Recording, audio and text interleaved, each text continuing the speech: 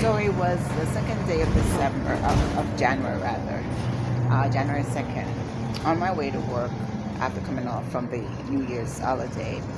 And I take the train to the bus to get to work most of the time. Sometimes I walk it because I like to exercise, about 20-30 minutes exercise, especially if there's no bus coming. I just walk it. But this morning, I was running a little late and I took the bus. The bus was there and I took it. But as soon as I got off the bus, I went into the compound to show my ID to get inside the building of my job. I realized I did not have my wallet. I started, it just dawned on me, where's your wallet? I started looking for it, there's no wallet. And then I turned around quickly and, after realizing, after telling the guard that I couldn't find my pass also to get in. So I just said no, I was determined to get my wallet. So I turned back and there was a bus coming just right after the one that left that's going the same route. But I was across the street and I was hoping I could cross before it got to the bus stop, but it got to the bus stop and moved away. It didn't even stop at the bus stop. So I was like, oh my God, I just was so anxious and was determined and started flagging down cars. Eventually an old man stopped and I told him what happened. I said, if you could just catch the bus. I think I left my wallet on the seat. And he said he couldn't go all the way because he has he has to pick up his wife. I thank him when he when he dropped me off because he couldn't go far. He wasn't driving too fast either. But I was grateful. But when I got off, I was hoping I would get someone else to pick me up, but I keep flagging, nobody stopped. I flagged down a cop car. They said they couldn't do that. That's out of their jurisdiction because in the bus that I took go from one borough to another borough. So I eventually stopped at EMT after like a good hour, maybe 45 minutes, an hour, and waited trying to get another bus because it was already late. So the buses don't run as often. And this EMT, they finally tell me that, it wasn't EMT, it was a fire truck. They told me, there's a bus coming right behind us. So I jumped on the bus, I explained to the lady that my pass of the bus is in my wallet, what happened and everything. And it was seats like these that I was sitting on in the bus. But more like the one that I'm on like this. Yeah, so I was behind another rows of seat. And so she let me drive, and then I said, can you drop me off at the depot? I could stop at the depot and ask if they somebody stopped, the driver stop and hand it over, etc. She told me to call the number. I think it's a 511 number to report it. I called, but they wanted all kinds of information, and I was like, I just felt in my spirit that it wasn't turning yet. And so she dropped me off at the depot. She was also saying that, it wouldn't be there, I'm not going to get it. And I'm like, I just brushed it off. Like, I was just so strong in my spirit and determined that I'm going to get it. And although kind of anxious. So I saw a bus coming the opposite way that, I figured by now the bus would have reached to its destination and coming back. So I was tempted to get off and get on the bus coming the opposite way from where I'm coming from. But something just keeps saying, no, stay on the bus. So I stay on the bus. I got off at the depot. The guy called up. He said nobody reported in. He gave me the number to call and check every hour to see if one of the drivers. They want to know the number of the bus. Most of the time, people don't take down the number of the bus, which I said I was going to start doing from now on, which I still haven't done, just in case something like that happened again. Because I once lost a phone. That was this thing. They wanted to, what bus, the number of the bus. So anyway, I got back on another bus going the opposite way, went all the way to the last stop. I asked the driver, he said no. I couldn't remember what the driver looked like. I kind of have a faint idea, can't remember clearly, but something was in my spirit just subtly just like pushing me to keep. So I was going to go to the main depot, but it was a long route there. You got to take like 2 buses, and then you have to walk a long distance. And then so I was on my way to do that when I jumped on this other bus after getting off the last stop. And some said, but they wouldn't get it yet because you keep calling and they say nobody called it in. And as I'm crossing, coming up to this other main highway street, something said, get off now. Like softly, subtly in my spirit, I felt it.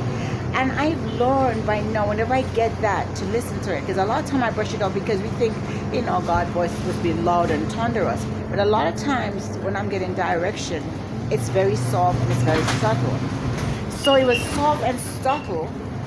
And so I eventually just get off. I tell the driver to let me off right here. And I think he was kind of arguing with me, like, didn't you say you want to go to? I said, no, I changed my mind. As soon as I got off and walking back to the bus stop, going back up the way to get back to my job, which is going to be another hour, I see this bus parked up. And something say, go walk over there and ask him. Because it's like out of service and it's leaned up on the side of the street. And some say, go ask that bus, go knock on the...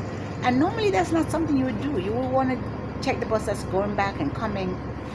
But something just pushed me to do that. And I walk and I knock on the door, and the driver's right in there in the front sitting down, and he says he's on his lunch. And he said, and I said, I just took a bus. I think I left my wallet on the chair. I want to see if this is the bus I was on. And he said, come, go look. When I walked, there was my wallet, with everything scattered out on the chair, like one of these chairs. I'm in the very back of the bus, but it was more like rows like this, and I was like when I looked, there was my wallet. That was like an hour and a half, maybe 2 hours by now.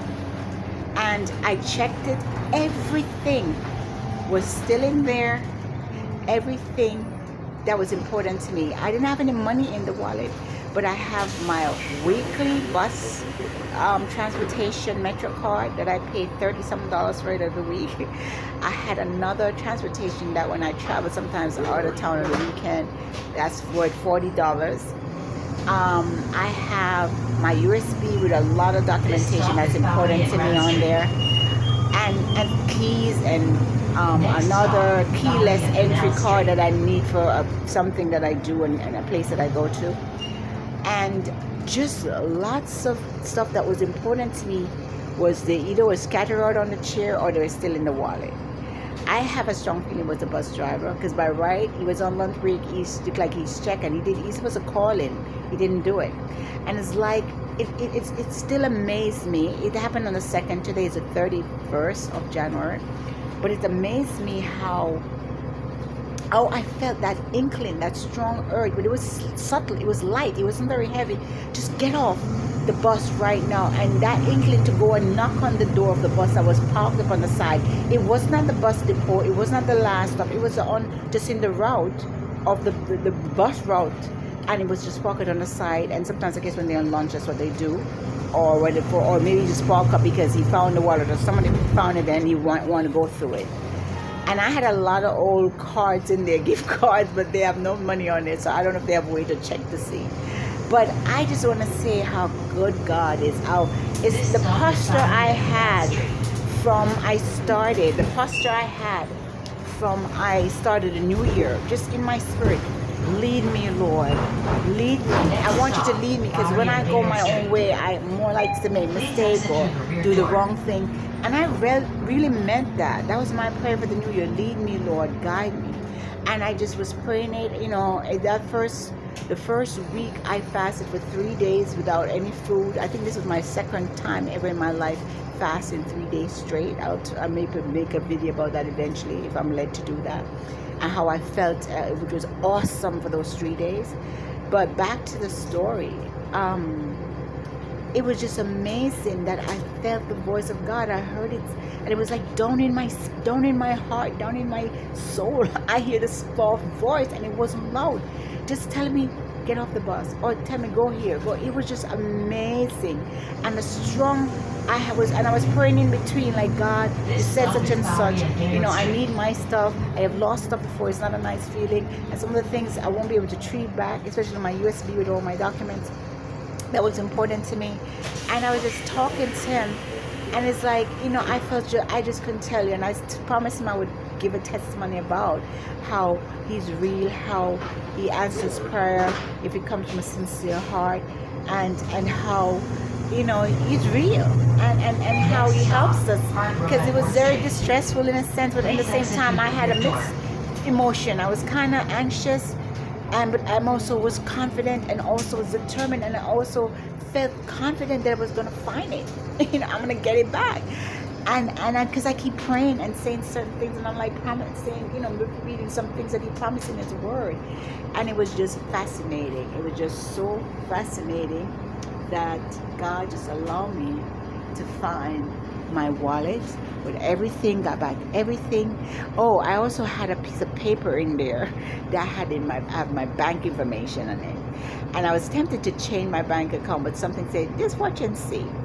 But what happened is, you know, and this was just my checking account that I just let to pay bills with.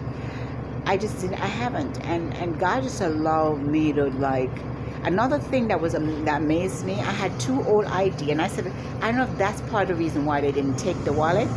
One of them is when I used to work with legal aid, criminal defense, and it says in bold letter, criminal defense, legal aid. I don't know what my title was years ago. I think that was the early 90s. And then I had another ID from another job from years ago that says church.